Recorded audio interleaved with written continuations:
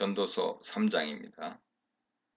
1절, 2절로 8절에서 열거될 내용에 대한 표제어 기능을 하는데요. 해 아래 모든 것에는 정해진 때가 있고 모든 목적에는 때가 있다. 이것은 가능성과 한계를 동시에 보여주는 언급입니다. 한편으로 모든 것에는 정해진 시간이 있다는 것이며 다른 한편으로 정해진 시간이 있다는 사실을 말해줍니다. 시간이 있다는 것은 인간 삶의 가능성을 보여주죠. 하지만 그 시간이 정해져 있다 하는 것은 제한을 보여줍니다. 2절 8절입니다.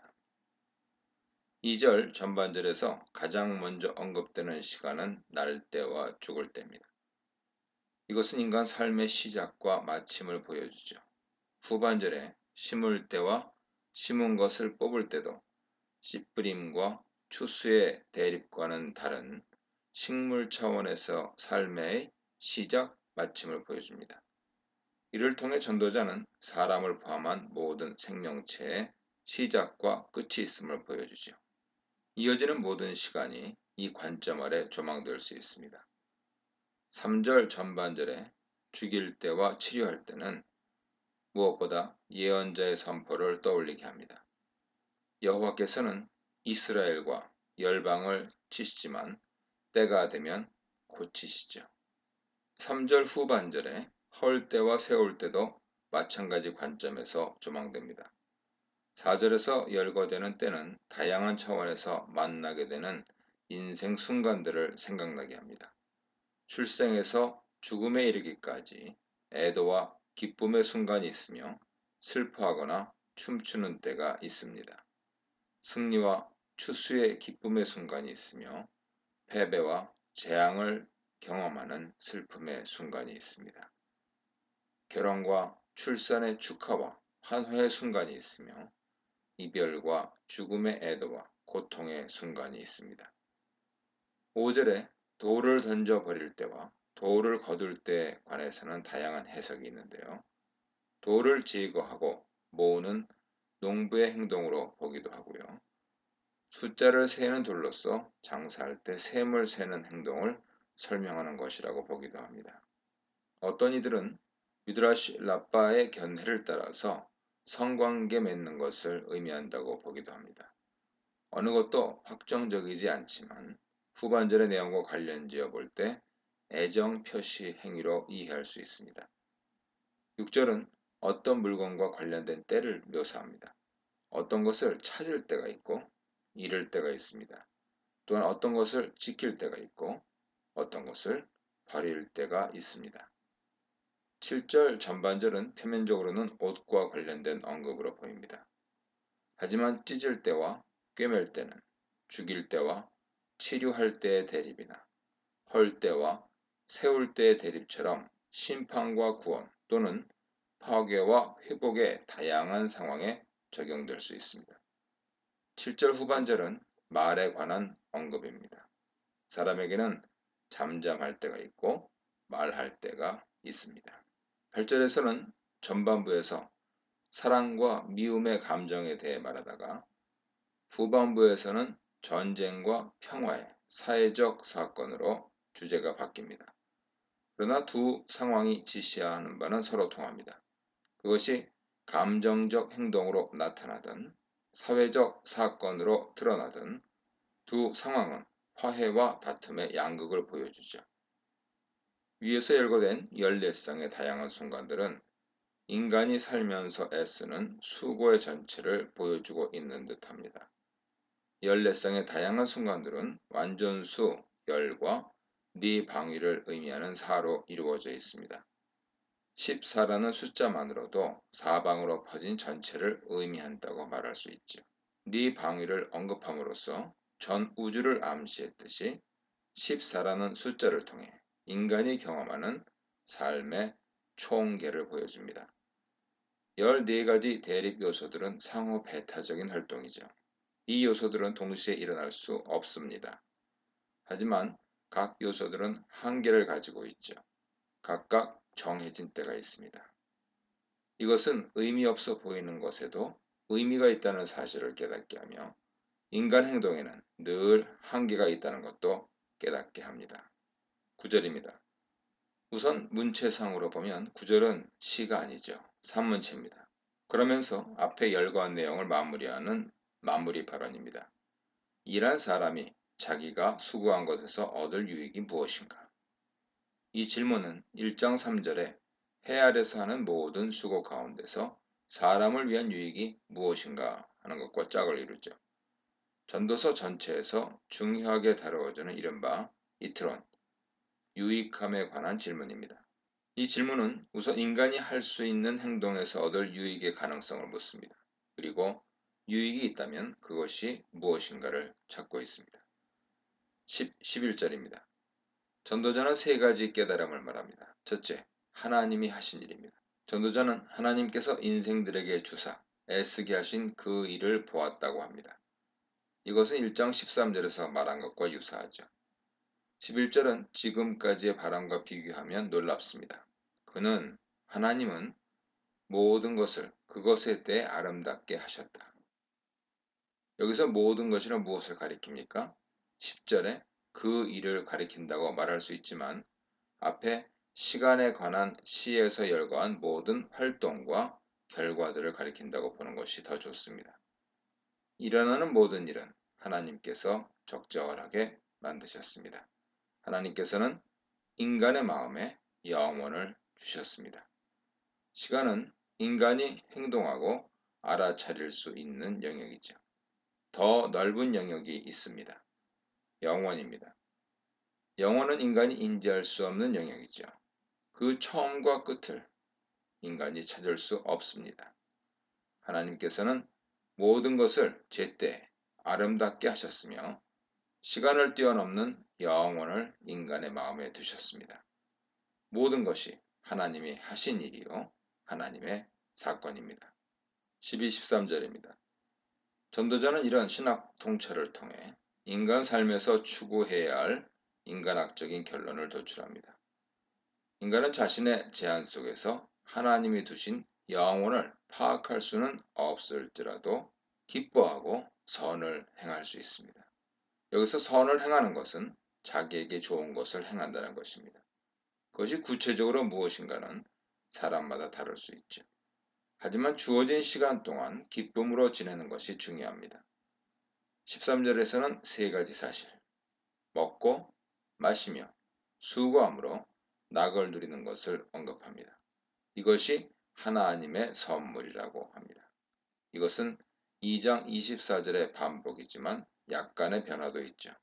2장 24절에서는 그 복이 하나님 손에서 나온다고 했지만 여기서는 하나님의 선물이라고 합니다. 먹고 마시며 자신의 모든 수고에서 낙을 누리는 것은 사람이 힘써서 도달하는 경지가 아니라 하나님이 주시는 은혜인 것이죠. 14, 15절입니다.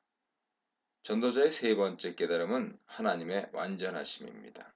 하나님께서 하시는 것은 모두 영원히 있을 것입니다. 첨가될 것도 뺄 것도 없죠. 그분의 행동에는 지속 그리고 궁극이 있습니다. 하나님 행동의 결과는 하나님 경외입니다. 그것은 간접적으로 이루어지는 행동의 결과이나 하나님 행동의 위대함과 완전함에 비춰볼 때 드러나는 인간의 제한을 보여주죠. 15절은 1장 9절 10절 내용에 대한 반복과 해석입니다. 전에 있었던 것이 이미 있던 것이요. 앞으로 있을 것도 이미 있었던 것이다 라는 것은 변화가 없다는 것이 아닙니다. 시간의 변화는 있습니다. 하지만 새로운 것은 없습니다. 하나님께서는 찾았던 것을 또 찾으십니다. 과거와 미래를 온전하게 파악하실 수 있는 분은 오직 하나님뿐이시죠. 하나님의 통치를 피할 존재는 아무도 없습니다. 이 문단에서는 다 때가 있다. 노동은 선물이다. 행복은 선물이다에 대해 묵상해 보시기 바랍니다. 16, 17절입니다. 전도자는 해 아래서 불의를 목격합니다. 정의가 시행되어야 할 재판 자리에 죄악이 있고 정의가 실현되어야 할 곳에 불의가 있습니다. 전도자가 관찰하고 있는 바는 예언자들에 의해 비판되었던 것이죠. 구약 성경 다른 본문에서도 자주 경고된 내용입니다. 전도자는 사회 정의에 대해 무관심하지 않습니다. 오히려 그러한 정의가 실현되지 않는 현실을 직시하고 탄식합니다. 그런데 전도자는 바로 이어 다음과 같이 말합니다. 하나님께서 의인과 악인을 심판하실 것이다. 언뜻 보면 16절과 17절의 이 진술은 모순되는 것처럼 보입니다. 불의의 현실을 목도하면서 탄식하는 모습과 악인과 의인에 대한 하나님의 심판이 있을 것을 확언하는 모습이 서로 뚜렷하게 대조되기 때문이죠. 그래서 주석가들은 17절에서 하나님의 심판에 대해서 언급할 때 전도자가 이것을 지상적인 심판으로 말한 것인가 아니면 종말론적인 심판의 의미로 말한 것인가에 대한 의문을 제기합니다. 하지만 본문 상황에서 두 가지 의미 가운데 어느 하나의 의미만으로 이해하는 것은 부적절하죠. 두 가지 의미 모두 열려 있습니다. 그것이 지상의 것이든 종말의 것이든 의인에게는 정의를 세우시고 악인은 징벌하시는 하나님 심판이 이루어질 것을 말하는 것은 중요하죠. 17절 후반절에서는 그러한 사실을 보충하는 말이 나타납니다. 참으로 거기에 모든 목적과 모든 일을 위한 때가 있다. 이것은 3장 1절에 대한 반복이면서 3장 11절에서 때를 아름답게 만드셨다는 언급과 통하는 말입니다. 모든 목적과 모든 일은 지상 정의를 통해서 그리고 종말의 보상 판결을 통해서 완성될 것입니다. 우리는 16, 17절을 동시에 놓고 볼 때 전도자가 두 가지 때에 관해 말하고 있다고 말할 수 있습니다.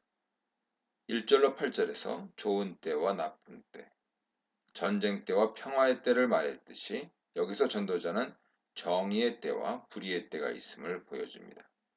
16절과 같이 공평과 정의가 시행되지 않는 때가 있으나 17절 전반절과 같이 하나님의 심판이 이루어지는 때가 있습니다. 18, 21절입니다. 하나님이 인간을 구별하시든 아니면 인간을 시험하시든 그 결과는 인간이 짐승과 같다는 사실입니다. 이것은 우선 윤리적 차원에서 생각할 수 있습니다. 인간이 짐승보다 윤리적으로 나을 바 없다는 것이죠. 존재론적으로도 인간은 짐승보다 나을 바가 없습니다. 왜냐하면 사람은 짐승들처럼 죽어야 하는 존재이기 때문이죠.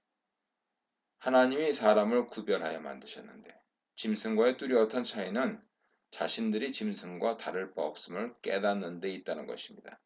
사람이 짐승과 구별되는 점은 자신도 짐승처럼 죽을 수밖에 없다는 사실을 깨닫는 점이라는 것은 아이러니합니다. 그 한계를 인식하고 인정하는 사람은 짐승과 다르게 살 수 있는 것이죠. 그것은 사람이 자기 한계를 모르면 그래서 권력과 소유를 추구하기 위해 다른 사람을 사람으로 대하지 않으면 짐승과 다를 바 없는 존재가 되는 것입니다. 19절에는 짐승과 사람이 죽음을 피할 수 없다는 사실이 더 분명하게 강조됩니다. 그들은 동일한 운명을 가지고 있습니다. 동일한 운명에 대한 주제는 2장 13, 17절에서 이미 나왔죠. 그때에도 지혜자와 우매자가 죽는다는 사실에서 동일한 운명의 근거를 찾았습니다. 그뿐 아니라 죽은 후에 두 부류의 사람에 대한 기억이 없어진다는 사실이 동일한 운명을 주장하는 근거가 되었습니다. 이 때문에 지혜자는 이건 역시 헛되다고 말했습니다. 여기서도 헛됨에 관한 진술이 등장합니다. 그리고 두 가지 점에서 동일한 운명에 대한 근거를 찾을 수 있습니다. 첫째, 이것이 죽는 것처럼 저것도 죽는다는 사실이고, 둘째, 사람이나 짐승이나 모두 동일한 루하, 즉 생명의 호흡을 가졌다는 사실이죠. 그러한 점에서 사람이 짐승보다 나은 것이 아무것도 없습니다. 따라서 전도자는 모든 것이 헛되다고 말합니다. 20절과 21절은 사람과 짐승이 죽은 이후 어떻게 되는가를 다룹니다. 모든 것이 한 곳으로 간다. 사람과 짐승이 동일하게 먼지로 지어졌고 따라서 그것들이 죽은 후에 다시 먼지로 돌아갑니다. 여기에는 창세기에 대한 많은 암시가 있습니다. 21절은 죽음 이후 사람의 영과 짐승의 영의 자리에 대한 언급이죠. 사람의 영은 위로 올라가고 짐승의 영은 땅 아래로 내려간다고 말합니다. 이것은 사람의 영은 하늘의 하나님께 올라가고 짐승의 영은 음부에 내려간다는 사실을 말하고자 함이 아니죠. 죽음 이후의 삶에 대한 지식을 알려주기 위해서 말하는 것이 아닙니다. 여기에서 강조하는 바는 죽음 이후에 두 종류의 존재, 즉 사람과 짐승은 동일한 운명을 만난다는 사실이죠. 미 요대하, 즉 누가 알겠는가 하는 것은 모른다는 사실을 전제로 하는 수사의문이죠. 죽음 이후의 삶은 알 수 없다는 것입니다. 22절입니다. 전도자는 마지막 언급에서 다시금 현재의 삶을 돌아보게 하는 죽음을 생각하라, 까르페뎀 주제를 반복합니다. 그는 다시금 알았다고 말합니다. 사람이 자기 자신의 일에 기뻐하는 것보다 더 좋은 것이 없다는 것을 말이죠. 그리고 그것은 참으로 그가 누려야 할 복입니다. 죽을 수밖에 없는 존재지만 살아있는 동안은 자신의 일에서 기쁨을 찾는 것이 최고의 행복입니다. 마지막 언급, 그의 뒤에 일어난 일이 무엇인지를 보게 하려고 그를 도로 데리고 올 자가 누구이랴 하는 것은 언뜻 보면 난해할 수 있습니다. 하지만 본문이 말하는 바를 따라 이해하자면 사람이 죽은 후에 그에게 무슨 일이 일어났는지를 보게 하려고 다시 데려올 수는 없다는 것이죠. 한 번 죽으면 끝이란 소리입니다. 그의 뒤에 있을 일이 그 자신에게 있을 개인사든 지상에서 일어나는 일반사든 상관없이 죽음 이후의 삶에 대해서 관여할 수 있는 가능성은 없습니다. 그렇다고 이것이 죽음 이후의 삶에 대한 근본적인 부정을 의미하지는 않습니다. 인간과 짐승이 죽음 앞에서 그렇게 동일한 운명을 만난다는 사실을 강조하는 것이고요. 동시에 그렇기 때문에 현재의 삶을 충실하게 살게 하는 동력이 되기도 하는 것이죠. 살아있을 때 기회가 있습니다. 죽음 이후의 삶은 나의 소관상 밖의 일이죠. 사람에게 가장 좋은 것은 사후 세계에서 받을 보상에 대한 기대보다 하나님이 몫으로 주신 현실의 삶을 만족하고 누리는 것입니다. 우리가 행복을 누려야 할 것은 미래 저곳이 아니라 현재 이곳이라는 말입니다. 이 문단에서는 뒤틀린 세상, 공의로운 하나님, 악의 존재, 하나님의 시험, 인간, 흙으로 돌아가는 존재에 대해 묵상해 보시기 바랍니다.